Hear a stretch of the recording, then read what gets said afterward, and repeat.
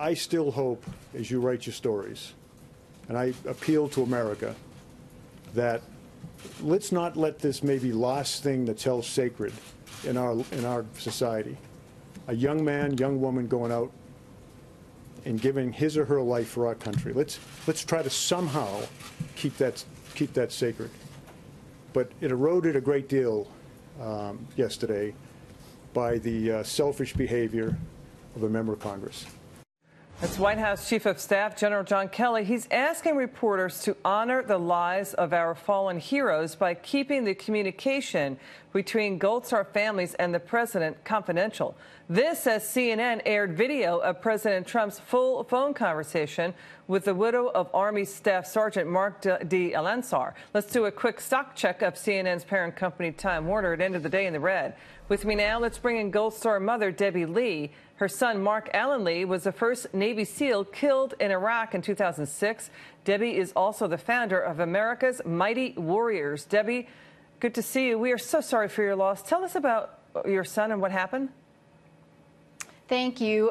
Mark was the first Navy SEAL that was killed in Iraq on August 2nd, 2006. Amazing. Another example of one of our selfless warriors and heroes. He stood up in the direct line of fire 3 different times that day, willingly made the choice to give his life to save the lives of his teammates and to give us the freedoms that we enjoy in America each and every day. I mean, it's been a little over 11 years since we lost him.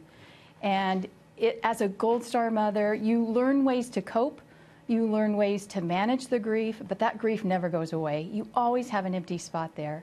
And I miss him deeply every day, and some days are harder than others, but very proud of that young man and the choice that he made to give his life. Yeah, I mean, it's such a terrible loss for your family and for the country to lose a gentleman like your son. What did you think of what happened with the president and CNN airing this phone call? What is your reaction to that? You know, I am disgusted by those that choose to use the Gold Star families, that use the sacrifice for political gain. And to me, that is just despicable what the Representative Wilson from Florida has done in this circumstance. That phone call was intended to be a private conversation between a commander-in-chief and a widow who is in the early stages of grieving. And for her to use that, she has made it numerous statements how she hates Trump and she's tried to attack him. So to use that again, to me, that's despicable. And what General Kelly said, that was an amazing press conference that he did yesterday. I was in tears as I watched him expose the vulnerability of losing his own son.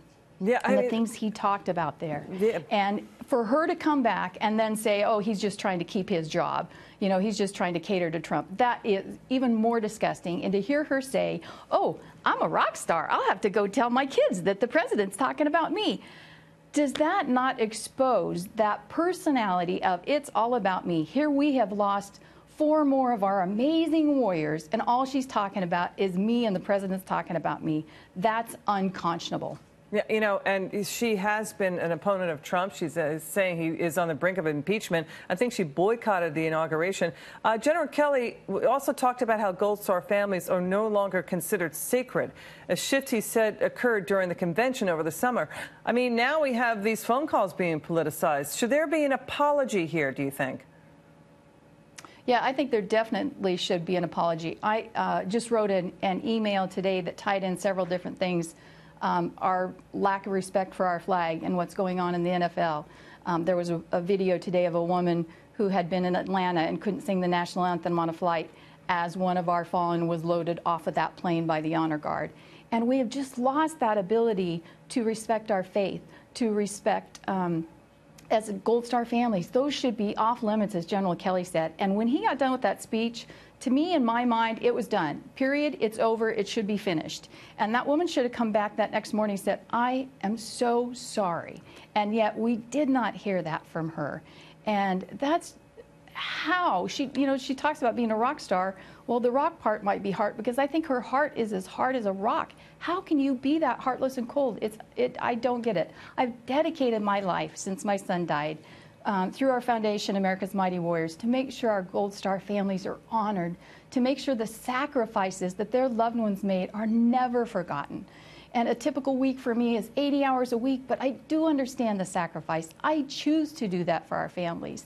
And I choose to do retreats for them. And we have a house in Arizona called the Heroes Hope Home where these families can come stay.